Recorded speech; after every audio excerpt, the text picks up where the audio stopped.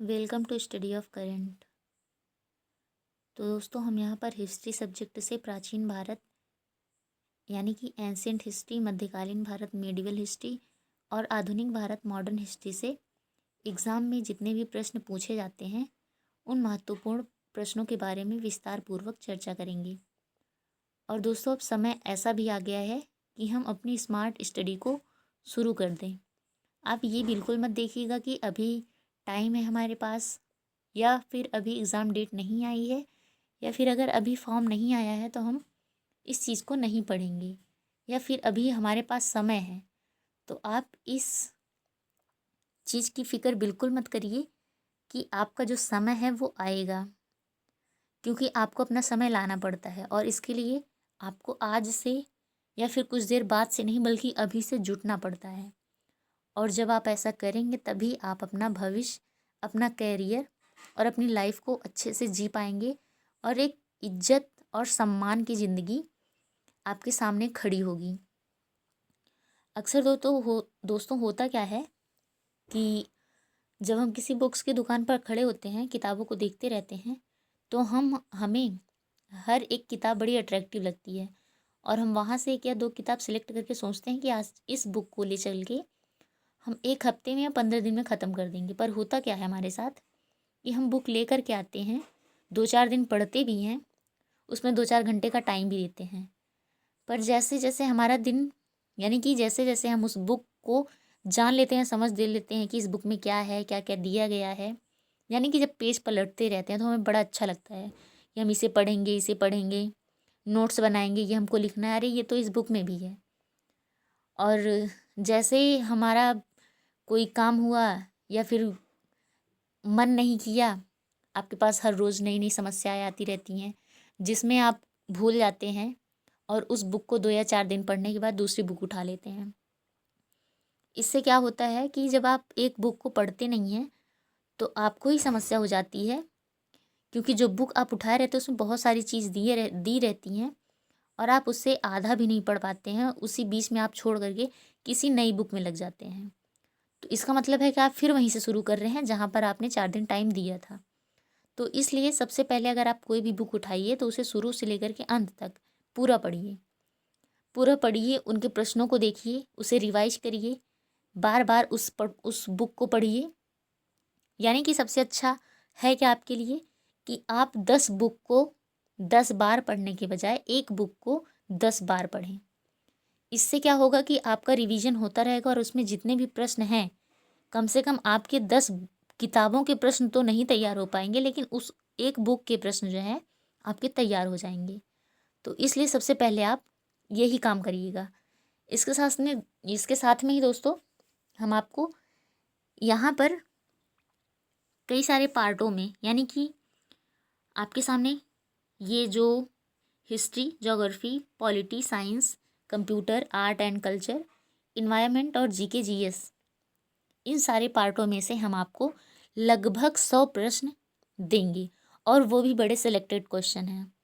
यानी कि आप जब पढ़ेंगे तो आपको लगेगा कि हाँ ये प्रश्न हमने नहीं पढ़ा है। तो इसलिए आप इन प्रश्नों को ज़रूर पढ़िएगा और इसे रिवाइज करते रहिएगा।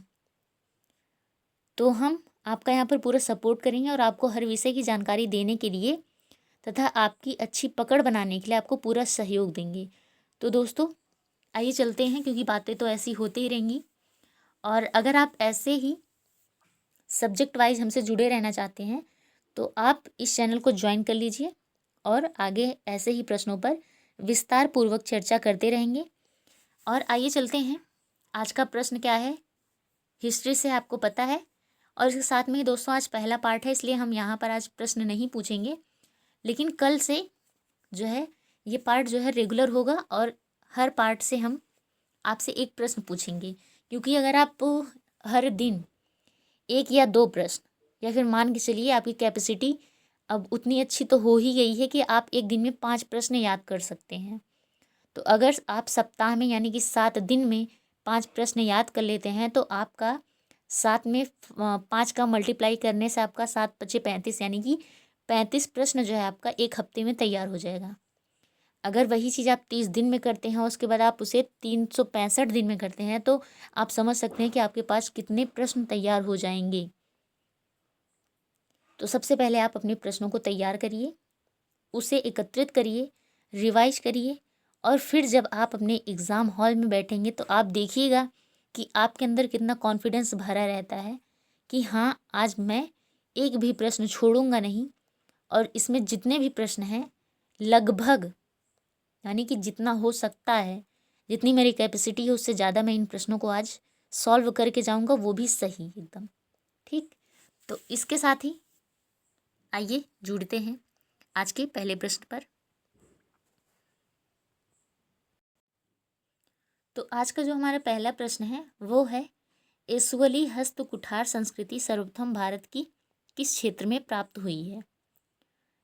यहाँ पर एसुअली हस्त कुठार एक संस्कृति है, उसे पूछा गया है कि वह भारत के किस क्षेत्र में, यानी कि किस जगह पे प्राप्त हुई। आपके ऑप्शन है भीमबेटका, पिपलीहल, गुफ्फकराल और मद्रास या चेन्नई।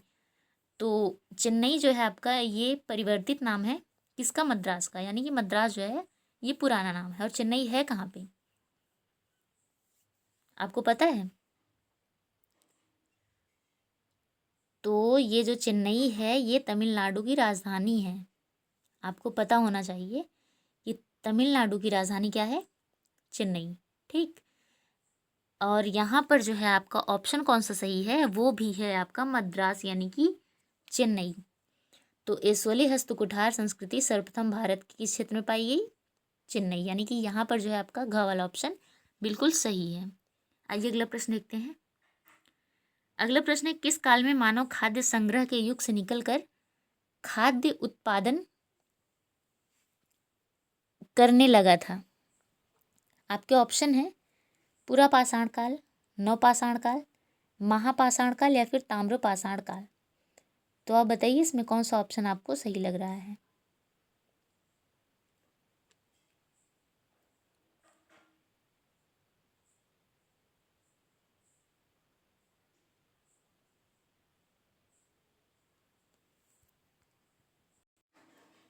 तो यहाँ पर जो है वो आपका ऑप्शन नवपाषाण काल यानी कि ख वाला जो है ये बिल्कुल सही ऑप्शन है।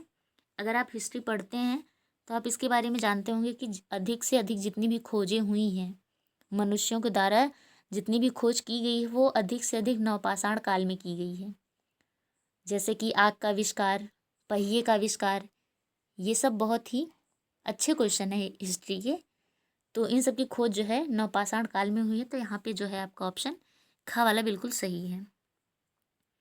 अगला प्रश्न है, किस काल के साथ लघु पाषाण उपकरणों को जोड़ा जा सकता है।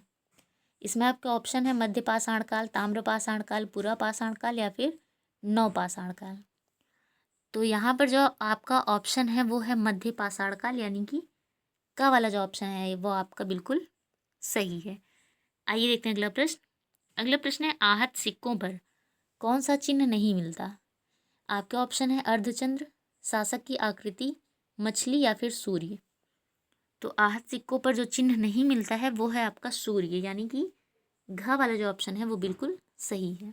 ठीक, आइए अगला प्रश्न देखते हैं। अगला प्रश्न है, हड़प्पा के अलावा निम्नलिखित में से कौन सी जगह नाली व्यवस्था के लिए प्रसिद्ध थी। आपके ऑप्शन है मेसोपोटामिया, सुमेरिया, मिस्र और क्रीट। तो यहाँ पर जो है आपका ऑप्शन घ वाला यानी कि क्रीट जो है बिल्कुल सही है। अगला प्रश्न है, संध्या कर नंदी के रामचरित में किसकी जीवन कथा है। ऑप्शन है यशोवर्मा, रामपाल, हर्ष, पृथ्वीराज चौहान। तो यहाँ पर जो है आपका ऑप्शन रामपाल यानी कि ख वाला जो है बिल्कुल सही है। आइए देखते हैं अगला प्रश्न। अगला प्रश्न है, पशुओं को पालतू बनाया जाने पशुओं को पालतू बनाए जाने का प्राचीन, ये फ्रेंड्स यहाँ पे नंबर पता नहीं कहाँ से टाइप हो गया है तो सॉरी। आइए हम आपको पूरा प्रश्न बताते हैं। यहाँ पर ये है, पशुओं को पालतू बनाए जाने का प्राचीनतम साक्ष्य किन दो स्थलों से प्राप्त होता है। ऑप्शन है आपके बागोर और आजमगढ़, आहार और गिलुन, सांभर और भीमबेटका, पिकलियल और भीमबेटका। तो यहाँ पर जो है आपका ऑप्शन कौन सा सही है, बागोर और आदमगढ़ जो है, यानी कि ये वाला ऑप्शन बिल्कुल आपका सही है। अगला प्रश्न है, सिंधु घाटी सभ्यता के संबंध में निम्न में से क्या असत्य है? आपके ऑप्शन है, इस सभ्यता की सबसे महत्वपूर्ण विशेषता पक्की ईंटों से बने महल है। तो यह तो बिल्कुल सही है। अगर आपने सिंधु घाटी सभ्यता पढ़ी है तो आप ऑप्शन से पकड़ सकते हैं। अगला है, इस सभ्यता का सबसे बड़ा स्नानागार मोहनजोदड़ो में मिला है। ये भी बिल्कुल सही है।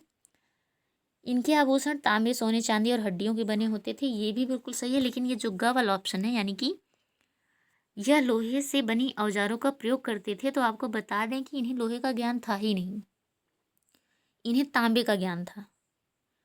और यहाँ पे जो आपका ग वाला ऑप्शन है ये बिल्कुल गलत है, लेकिन इस ऑप्शन में आपका जो है वो बिल्कुल सही है।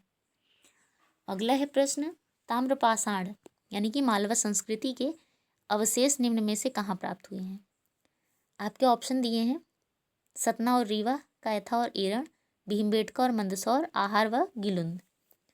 तो यहाँ पर जो है आपका ऑप्शन कायथा और एरण यानी कि खा वाला जो है ये बिल्कुल सही ऑप्शन है। ठीक, आइए देखें अगला प्रश्न। अगला प्रश्न है, निम्न में से किस ताम्रपाषाण कालीन बस्ती से मात्र तांबे के उपकरण ही प्राप्त हुए हैं? और आपके ऑप्शन दिए हैं आहार, आमरी, पिकलीहल या बुरझोम। तो इसमें आपका कौन सा ऑप्शन सही लग रहा है? यहाँ पर जो है आपका का वाला ऑप्शन यानी कि आहार जो है ये बिल्कुल सही ऑप्शन है। आइए अगला प्रश्न देखते हैं। अगला प्रश्न, संसार में मृदभांड के प्रयोग की प्राचीनतम साक्ष्य निम्न में से किस स्थल से प्राप्त हुए हैं? ऑप्शन है आपकी चौपानी मांडो, लाघनाज, साई पाई या फिर महागरा। तो आप यहाँ पर जो है का वाला ऑप्शन सही करेंगे, यानी कि चौपानी मांडो जो है ये बिल्कुल सही है।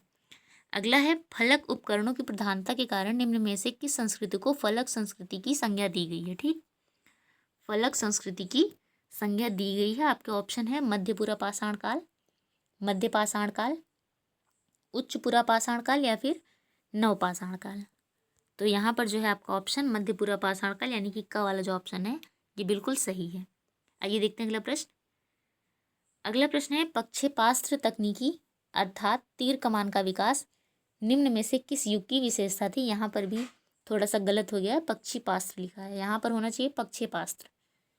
आपके ऑप्शन है पूर्वपुरा पाषाण काल, मध्यपुरा पाषाण काल, नवपाषाण काल या फिर मध्य पाषाण काल। तो यहाँ पर जो है आपका घ वाला ऑप्शन यानी कि मध्य पाषाण काल बिल्कुल सही ऑप्शन है। अगला प्रश्न है, मांडा नामक हड़प्पा स्थल निम्न में से किस नदी के किनारे स्थित था? आपके ऑप्शन है सतलुज नदी, चिनाब नदी, रावी नदी और झेलम नदी। तो यहाँ पर जो है आपका ऑप्शन चिनाब नदी यानी कि ख वाला जो ऑप्शन है ये बिल्कुल आपका सही है। ठीक, अगला प्रश्न है, किस स्थल से प्राप्त एक ईंट पर बिल्ली का पीछा करते हुए कुत्ते का पद चिन्ह प्राप्त हुआ है? यहाँ पर भी थोड़ी सी गलती हो गई है, कुछ गिनती लिख गई है यहाँ पे। आपके ऑप्शन है लोथल, धौलावीरा, चन्हुदड़ो या फिर रोपड़। तो यहाँ पर जो है आपका ग वाला ऑप्शन सही है होगा, यानी कि चंदहुदड़ो। आपकी हिस्ट्री में इन प्रश्नों को बहुत ही विस्तार पूर्वक बताया गया है, लेकिन होता क्या है कि जब हम ऑप्शनली हल करते हैं तो हम प्रश्नों को, उनके आंसरों को पढ़ते हैं और वहाँ पर हम पकड़ लेते हैं कि हाँ यहाँ पे ये बिल्कुल सही है। आइए देखते हैं अगला प्रश्न।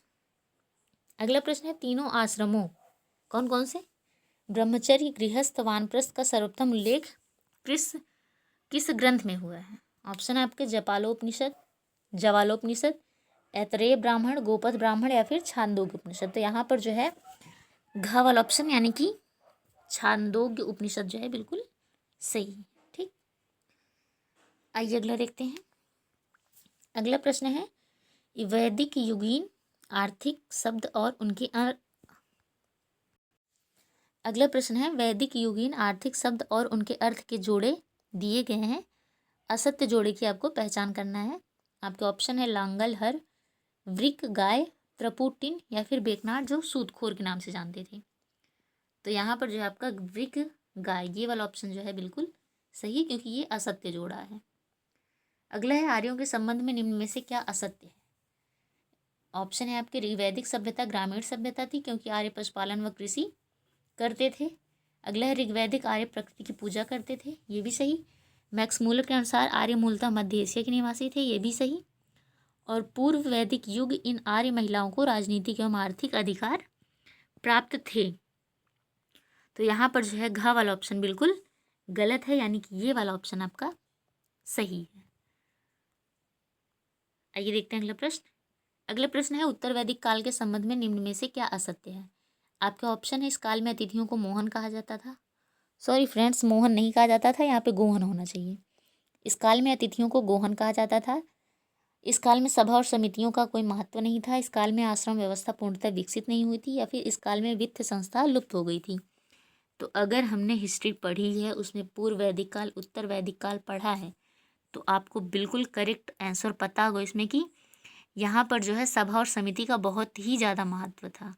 यहाँ पर जो है आपका ख वाला ऑप्शन बिल्कुल गलत है और इस ऑप्शन में आपका सही है। ठीक, अगला प्रश्न है सत्यमेव जयते, यह शब्द कहाँ से लिया गया है। तो हम आपको बता दें कि सत्यमेव जयते यह एक ऐसा प्रश्न है जो कई एग्जाम्स में पूछा गया है, और ये हमारा एक वाक्य भी है। अब आप बताइएगा कमेंट में कि ये कौन सा वाक्य है और यह किस उपनिषद से लिया गया है। तो ये जो है मुंडकोपनिषद, यानी कि यहाँ पर जो है आपका ग वाला ऑप्शन बिल्कुल सही है, यहाँ से लिया गया है, और यहाँ पे जो है आपका मुंडकोपनिषद सही हो जाएगा। तो फ्रेंड्स, यहाँ पर जो है आपके 20 क्वेश्चन पूरे हो गए हैं। आप बताइएगा हमें इन प्रश्नों को करके आपको कैसा लगा और कैसा महसूस कर रहे हैं आप।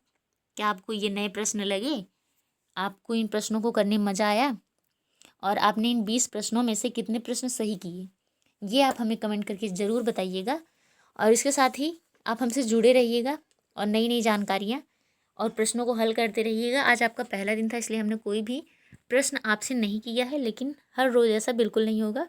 आपसे लास्ट में एक प्रश्न पूछा जाएगा जिसका जवाब आपको कमेंट बॉक्स में देना है। तो ठीक है, तो फ्रेंड्स आज के लिए बस इतना ही। थैंक यू, धन्यवाद।